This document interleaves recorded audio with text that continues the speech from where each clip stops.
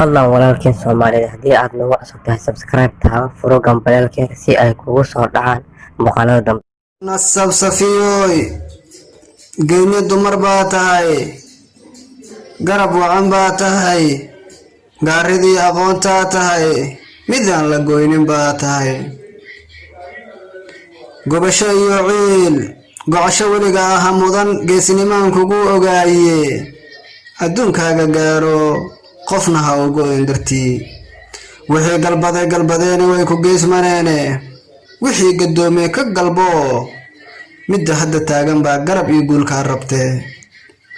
waqtigu waa guduud ayaamuhu waa gaabis gees kale u socotaay raggi baa geesiyaal iyo koo gablamaay kala noqdeen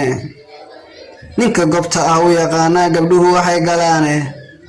midna uuba gooyaa god baa isku ridaay gaajo guulo kuma tuso gacantaadu ha sarreysay gabar baa tahay weli garab kuma gooyne guuluhu wuxuu kuu qore ayay cidna kaa celin garaadkaaga kaasho gabarnimo ay ku qaadin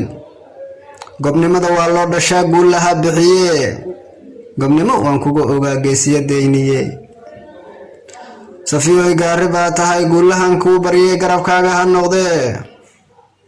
ciddii garab ku siin wayday ifka aaqarayaysan gaara kuu wadini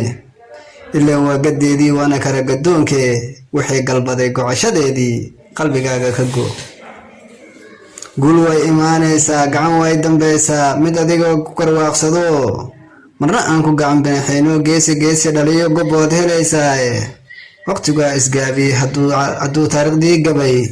asaa galbaday maxaa guudka kuu suri jecel gadoomoo galbaday gafna kula jecel maxaa guudka kuu baday guryan aan haraynin gafuurtuur joogta ah maxaa dusha kuu suri adoo gobgobdhash heli kara ii geesil hubo gacanna kuu qaado marna aan ku goynin oo gacanna kuu qaadayn garabna ku siiyo mar walba guushaada jecel garaaciyo ul iyo gafuurtuur aan harayn maxaa guudkaaga sure gabar baad u tahay weli geesiyad lahubaa tahay ha gocanin wixii gudbee wixii taaganaa guul iyo gacankaa rabe waa abwaan cabdisalaam carabdiidoo leh gabdhaha la ilaaliyo dhaqankooda iyo wanaagooda